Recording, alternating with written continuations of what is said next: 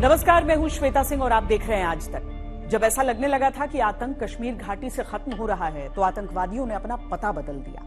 लगभग 20 साल की शांति के बाद जम्मू के पूरे क्षेत्र में आतंक की वापसी के पूरे संकेत हैं। शुरुआत में जो इक्का दुक्का हमले लग रहे थे, अब एक पूरा पैटर्न सामने आ रहा है। आखिर क्या वजह है कि पुंछ राजौरी से लेकर डोडा कठुआ तक आतंकवादी हमले हो रहे हैं?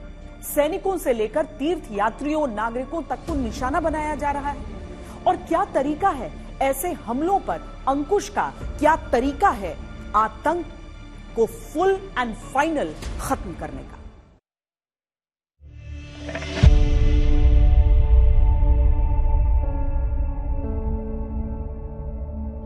क्यों सुलग रहा है जम्मू?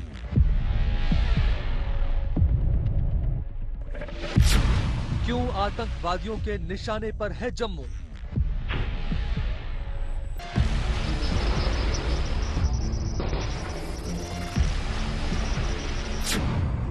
घाटी में कम, जम्मू में हमले ज्यादा क्यों?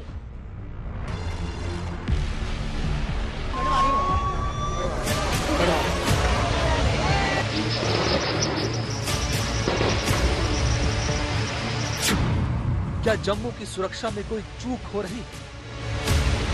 5 साल के बच्चे जो है वो उनका कत्ल किया जा रहा है। क्यों जम्मू की सुरक्षा में सेंध लग रही है? इस घर के ऊपर आतंकवादियों ने हमला किया था, वहीं पर आईडी लगी हुई थी, पूरी ढांढी में आग लगी हुई है। हम लोग बस में थे, पता नहीं कौन गोलियां धड़ाधड़ चलाने लगा। कठुआ में हुआ हमला पिछले 1 महीने में हुआ 7वां आतंकी हमला है जो जम्मू क्षेत्र में हुआ है। पिछले 2 महीने में कुल 11 हमले हुए हैं।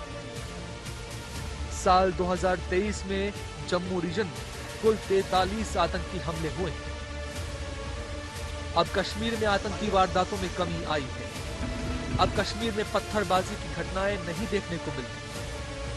ऐसे में आतंकियों के आकाओं में यकीनन बेचैनी होगी, इसलिए आतंकियों ने नए टारगेट चुने। ये नया टारगेट है जम्मू। पिछले 1 महीने में जम्मू में हुए बड़े हमलों पर नजर डालिए। 8 जुलाई 2024 कठुआ में सेना के एक ट्रक पर घात लगाकर हमला, 5 जवान शहीद। 7 जुलाई 2024 राजौरी में प्रादेशिक सेना के शिविर पर गोलीबारी, 1 जवान घायल। 26 जून 2024 डोडा में सुरक्षा बलों ने 3 आतंकियों को मार गिराया। 12 जून 2024 डोडा में 2 आतंकी हमले हुए, इसमें 5 जवान और 1 एसपीओ घायल। 11 जून 2024 कठुआ में आतंकियों से मुठभेड़ में 1 सीआरपीएफ जवान शहीद। 9 जून 2024 जम्मू के रियासी में तीर्थ यात्रियों की एक बस पर हमला, 9 लोगों की मौत। लेकिन क्या वजह है जम्मू का नया टारगेट बनने के पीछे? घुसपैठ में आसानी, सुरक्षा में चूक, आतंकवादियों की नई रणनीति या स्थानीय मदद? हम बताएंगे आपको, बने रहिए हमारे साथ।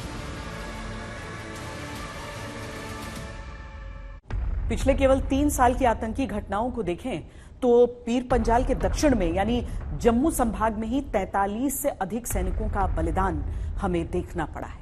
अलग अलग जगहों पर सैन्य काफिलों को टारगेट करके हमले हुए हैं। इस क्षेत्र में आतंकियों ने तीर्थ यात्रियों पर भी निशाना साधा है।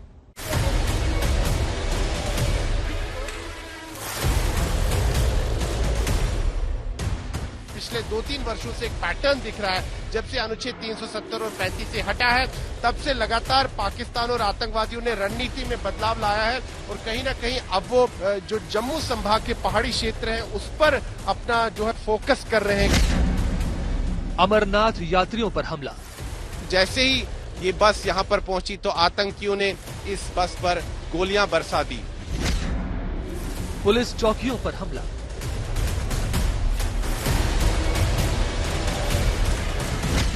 निर्दोष नागरिकों पर हमला।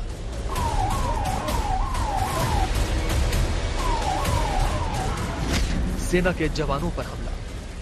कच्ची सड़क से जैसे जैसे सेना की गाड़ियां निकली तो आतंकवादियों ने पहले ग्रेनेड लगाए और बाद में फायरिंग शुरू कर दी।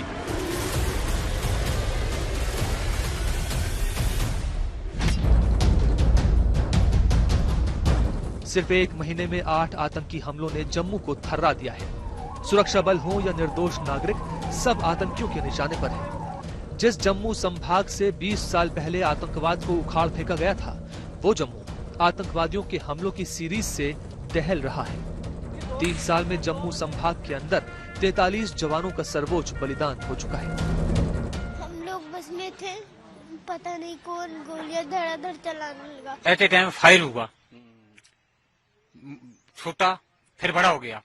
बस जब ऊपर से नीचे उतर रही थी तभी हमने देखा कि एक आतंकवादी जो सामने से गोली चला रहा था। आतंकवादी करीब 7-8 के आसपास थे। खाई में गिर गया जब तक गोली चला कर। 10-15 मिनट 20 मिनट तक वो चला है, गोली फायर हुआ तो उसके बाद मुझे पता चला कि हमारा एक फौजी शहीद हो गया, 3-4 जख्मी हो गए। जम्मू क्षेत्र में लगातार बढ़ रही आतंकवादी गतिविधियां संकेत हैं इस बात का कि आतंकवादी न सिर्फ भारत के खिलाफ हमलों की गति बढ़ा रहे हैं, बल्कि कश्मीर से निकलकर मैदानी इलाकों की ओर बढ़ रहे हैं। जम्मू के जिलों में हो रहे हमले आतंकियों की बदली हुई रणनीति की ओर इशारा करते हैं। तो अब आतंकवादियों ने, पाकिस्तान ने ये षड्यंत्र रचा कि जम्मू संभाग के पहाड़ी क्षेत्रों को एक बार फिर से निशाना बनाया जाए। और ऐसा उन्होंने क्यों किया? ऐसा उन्होंने इसलिए किया क्योंकि ये जो स्थान है काफी दुर्गम स्थान है, ऊंचे पहाड़ हैं, घने जंगल हैं, तो कहीं ना कहीं इस क्षेत्र का जो भूगोल है वो आतंकवादियों को, पाकिस्तान को सूट करता है। आतंकवादी हमला करते हैं और बाद में वो जंगल के इलाके में छिप जाते हैं। और जो बात सामने आ रही है सूत्रों के हवाले से वो ये है कि कहीं ना कहीं जो इन आतंकवादियों का जो ओवरग्राउंड वर्कर्स का जो नेटवर्क है उसको कहीं ना कहीं ये रीएक्टिवेट करने में सफल रहे हैं पहाड़ी क्षेत्रों में, जम्मू संभाग के। इसीलिए आतंकवादी इतने दिनों तक, इतने सप्ताह तक, इतने महीनों तक पहाड़ी इलाकों में सस्टेन कर पाते हैं। यानी कि इनके कहीं ना कहीं कुछ चंद मुट्ठी भर स्थानीय मददगार हैं जो कि इन तक खाना पहुंचाते हैं, इनको लॉजिस्टिक्स सपोर्ट देते हैं। जो मेरी बात हुई है सूत्रों से सुरक्षा एजेंसियों में, तो ये बात सामने आई है कि कम से कम 40 से 50 खूंखार आतंकवादी जम्मू संभाग के पहाड़ी इलाकों में छिपे हुए हैं। घाटी से 370 खत्म हुआ, सुरक्षा बलों की पकड़ मजबूत हुई, आतंकियों के पांव उखड़ गए। लेकिन 2021 से यह नजर आने लगा था कि आतंकियों ने जम्मू में पैर गड़ाने शुरू कर दिए हैं। 11 अक्टूबर 2021 को पुंछ जिले के सुरनकोट और मेंढर के बीच पड़ने वाले चमरेर और भट्टा ड्यूरियन के जंगलों में आतंकियों और सुरक्षा बलों के बीच 10 दिन तक गोलाबारी चली। जम्मू में आतंकवाद के लौटने की यह पहली दस्तक थी। 11 अक्टूबर 2021 को सुरक्षा बलों और आतंकवादियों के बीच पुंछ जिले में एक मुठभेड़ होती है और इस मुठभेड़ में हमारे 5 सैनिक वीर गति को प्राप्त होते हैं। और फिर उस समूचे क्षेत्र में जो जंगल का इलाका है पुंछ जिले में, वहां पर गहन तलाशी अभियान चलाया जाता है, आतंकवाद विरोधक अभियान चलाया जाता है। और 16 अक्टूबर 2021 को एक बार फिर से सुरक्षा बलों और आतंकवादियों के बीच में वहां पर मुठभेड़ होती है। दुर्भाग्य से इस मुठभेड़ में हम एक बार फिर अपने 4 जवानों को खो देते हैं। और लगातार अगर हम तब से देखें तो चाहे राजौरी हो, पुंछ हो, या रियासी हो, डोडा हो, और अब तो कठुआ जिले के जो पहाड़ी इलाके हैं वहां पर भी अब आतंकवादी गतिविधियां बढ़ गई हैं। और ये जो आतंकवादी हैं पहाड़ी क्षेत्रों में छिपते हैं, वहां पर प्राकृतिक गुफाएं भी होती हैं और वहां पर ये अपना हाइड आउट बनाते हैं और उन्हीं गुफाओं में छिपते हैं। 11 अक्टूबर 2021 को हुई 10 दिनों तक चली मुठभेड़ में 5 जवान वीर गति को प्राप्त हुए। इसके बाद जम्मू में आतंकी घटनाओं का सिलसिला चल पड़ा। 16 अक्टूबर 2021 को भट्टा दुर्यन के जंगलों में ही 4 और जवान शहीद हो गए। सघन कॉम्बिंग के बाद भी आतंकियों का पता नहीं चला। 30 अक्टूबर 2021 को राजौरी के नौशेरा सेक्टर में 2 जवान आतंकियों से लड़ते हुए वीरगति को प्राप्त हुए। 11 अगस्त 2022 को राजौरी के तरहाल क्षेत्र में आतंकी हमले में 5 जवान शहीद हुए, 2 फिदायीन भी मारे गए। 20 अप्रैल 2023 को मेंढर इलाके के भट्टा दुर्यन में 5 जवान शहीद हुए। इसके ठीक 15 दिन बाद राजौरी जिले के कांडी में आतंकियों के आईईडी ब्लास्ट में 5 पैरा कमांडो शहीद हो गए और 1 मेजर घायल हुए। 22 नवंबर 2023 को राजौरी के धर्मशाल में विदेशी आतंकियों से लड़ते हुए 5 जवान शहीद हुए। सुरनकोट इलाके में डेरा गली में 5 और सैनिकों ने प्राणों की आहुति दी। 21 दिसंबर 2023 को पुंछ में 1 जवान शहीद हुआ। 28 अप्रैल 2024 को उधमपुर जिले में बसंतगढ़ इलाके में 1 बीडीजी जवान का बलिदान हुआ। 4 मई 2024 को पुंछ के सुरनकोट में वायुसेना के 1 अधिकारी शहीद हुए। 11 जून 2024 को कठुआ के हीरानगर में आतंकियों से लड़ते हुए सीआरपीएफ के एक जवान शहीद हुए। 8 जुलाई 2024 को कठुआ जिले के बिलावर माचेड़ी में घात लगाकर किए गए आतंकी हमले में 5 जवान वीरगति को प्राप्त हुए। आतंकवाद का सफाया हम कर रहे हैं। जो भी आतंकवादी 2-4 बचे हुए हैं वो बिलबिला के बाहर निकल रहे हैं और इस तरह की जो नापाक हरकतें कर रहे हैं उनको बख्शा नहीं जाएगा। सुरक्षा बलों के अलावा आतंकवादियों ने जम्मू की धरती को निर्दोष नागरिकों के खून से भी बार बार लाल किया है। सिर्फ जम्मू क्षेत्र में ही पिछले 3 सालों में 23 नागरिकों की जान आतंकवादियों ने ले ली। 10 नागरिक अब तक राजौरी में मारे गए, 2 जम्मू में, 2 उधमपुर में, 9 रियासी में। जिस दिन दिल्ली में नरेंद्र मोदी तीसरी बार प्रधानमंत्री पद की शपथ ले रहे थे, ठीक उसी दिन आतंकवादियों ने जम्मू के रियासी में अमरनाथ यात्रियों से भरी बस पर हमला कर दिया। आतंकियों के इस कायराना हमले में 9 तीर्थयात्रियों की जान चली गई। 2021 से जम्मू के हालात सुरक्षा बलों के लिए लगातार चुनौतीपूर्ण रहे हैं। इस दौरान 76 आतंकवादियों को भी मौत के घाट उतारा गया। पिछले 1 महीने में आतंकवादी वारदातों में तेजी आई है, जो सुरक्षा बलों के लिए बड़ी चुनौती है। बड़ा सवाल यह है कि आखिर इस इलाके में आतंक का विस्तार क्यों हो रहा है, क्योंकि 2003 में जब सैन्य बलों ने इस क्षेत्र में आतंक का दी एंड किया, उसके बाद छिटपुट हमले हुए, पर कभी भी ऐसा नहीं लगा कि आतंक का रिसर्जेंस हो रहा है। आज अगर आतंकी हमले पूरे जम्मू क्षेत्र को अपनी गिरफ्त में ले रहे हैं, तो इसके कारणों को समझना जरूरी है।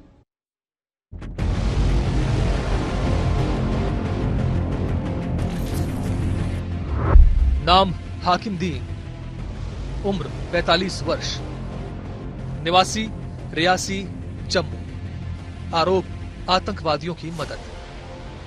आरोप है कि आतंकवादियों की मदद अगर इसी हाकिम दीन ने न की होती तो रियासी में आतंकवादी तीर्थयात्रियों पर हमला नहीं कर पाते और न ही 9 निर्दोष लोगों की जान जाती। हाकिम दीन ने आतंकवादियों को घर में रखा, खाना खिलाया, लोकेशन की जानकारी दी और हमले की जगह तक ले जाने के लिए गाइड का काम किया।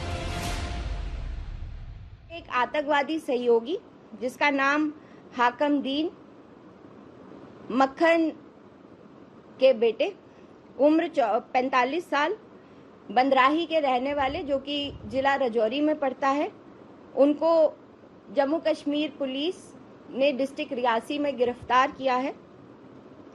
ये व्यक्ति ने कई बार आतंकवादियों को भोजन और आश्रय प्रदान करने में उनकी मदद की थी, साथ ही साथ उनको अपने घर में शरण दिया था। इस व्यक्ति ने गाइड के रूप में उनको घटना स्थल तक पहुंचाने का भी काम किया था।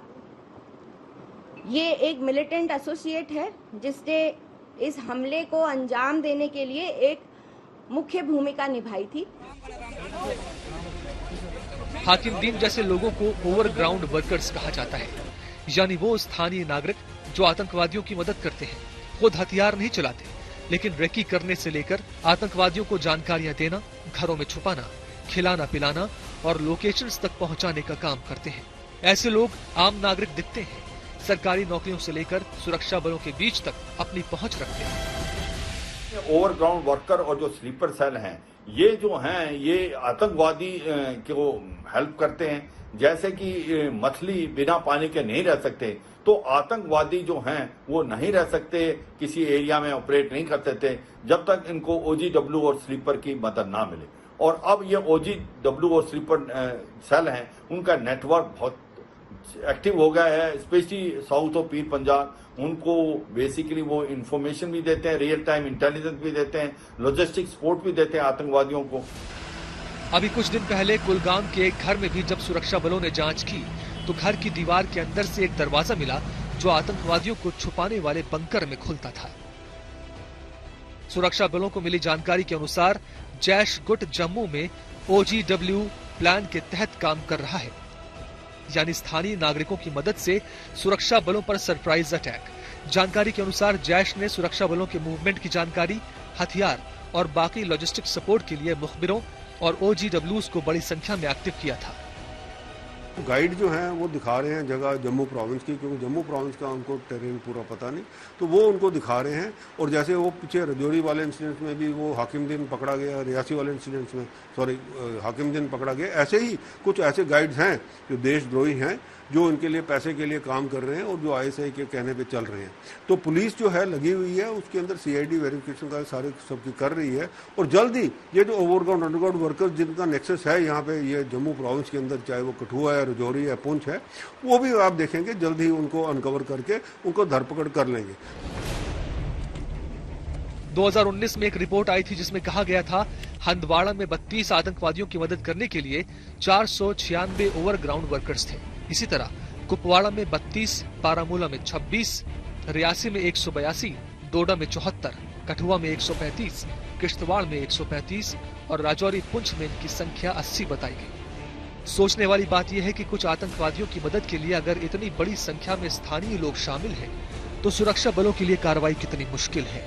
ये इस बात का भी संकेत है कि आतंकवादियों, उनके मददगारों का नेटवर्क फिर से तैयार हो रहा है। ISI जो है वो काफी पैसा इसके अंदर आतंकवाद के अंदर कर रहा है। ड्रोन्स का भी इस्तेमाल हो रहा है जिसके अंदर ड्रग्स भी आ रही हैं और हथियार भी आ रहे हैं। मगर ये सच्चाई है कि स्लीपर सेल और ओवरग्राउंड वर्कर्स को एक्टिवेट किया गया है और इनको भी अभी आपको आइडेंटिफाई करना पड़ेगा और इनको न्यूट्रलाइज करना पड़ेगा। ये एक प्रकार आतंकवादी जैसे हैं उतने ही खतरनाक हैं सोसाइटी के लिए। जम्मू से होते हुए पुंछ राजौरी तक का जो पूरा क्षेत्र है वो सीमावर्ती है। अखनूर तक इंटरनेशनल बॉर्डर, उसके आगे लाइन ऑफ कंट्रोल। क्या इस क्षेत्र में घुसपैठ में बढ़ोतरी हुई है? इसके लिए सरकारी आंकड़ों पर ही भरोसा करना होगा, लेकिन इतना स्पष्ट है कि आतंकियों ने अपने ऑपरेट करने का तरीका बदला है।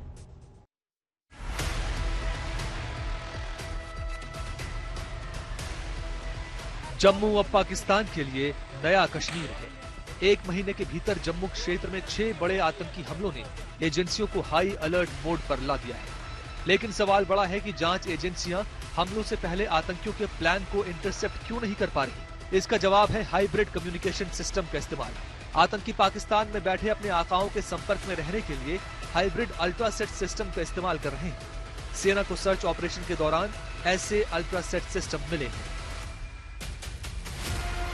अल्ट्रासेट एक विशेष प्रकार का हैंडसेट है जिसे अत्यधिक इनक्रिप्टेड चीनी टेलीकॉम उपकरण के रूप में जाना जाता है। ये विशेष हैंडसेट चीन पाकिस्तानी सेना के लिए खास तौर पर बनाता है।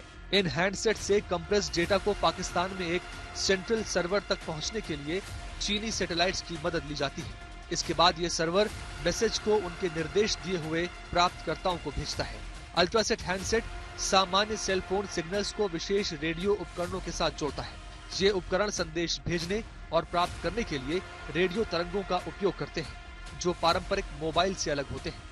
ये हैंडसेट एक बिल्कुल अलग संचार तंत्र पर काम करते हैं, जिस वजह से ये एजेंसियों की पकड़ में नहीं आते। साथ ही जम्मू की पहाड़ी टोपोग्राफी भी चीजों को कठिन बना रही है। विशेषज्ञों के अनुसार ये उपकरण और तकनीक आतंकियों को संचार और नेविगेशन में मदद करती है, जिससे उनके हमले और भी घातक और संगठित हो जाते हैं। आतंकियों के ना पकड़े जाने के पीछे एक और मुख्य वजह है, आतंकियों ने जम्मू के आसपास घने जंगलों में कई हाइड आउट बना रखे हैं जिन्हें ढूंढना मुश्किल है। साथ ही OGW और आतंकियों के मददगार एक प्रकार की शील्ड का काम करते हैं जो आतंकियों को पकड़ना और कठिन बनाता है। पीर पंजाल से जुड़े POK के 4000 वर्ग किलोमीटर क्षेत्र में घने जंगल और दुर्गम पहाड़ियां जम्मू क्षेत्र में घुसपैठ को आसान बनाते हैं। प्राकृतिक गुफाएं आतंकियों को छिपने के लिए सुरक्षित स्थान प्रदान करती हैं। स्थानीय लोग पैसे के लालच में आकर आतंकियों को सेना की गतिविधियों की जानकारी देते हैं। जम्मू और कश्मीर के टेरेन में भी काफी भिन्नताएं हैं। जम्मू क्षेत्र में घर अधिकतर एक दूसरे के करीब होते हैं और गांव भी समीप होते हैं। इसके विपरीत कश्मीर घाटी में गांव दूर दूर स्थित होते हैं और घरों के बीच काफी फासला होता है। जम्मू के क्षेत्रीय स्वरूप के कारण आतंकियों के हाइडआउट्स को कॉर्डन एंड सर्च ऑपरेशन करना सेना के लिए मुश्किल होता है, जबकि कश्मीर घाटी में ये अपेक्षाकृत आसान है। आतंकी छिपकर हमला करते हैं और फिर भागकर आम लोगों के साथ घुल मिल जाते हैं। इसकी वजह से इन्हें पकड़ना बेहद मुश्किल हो जाता है।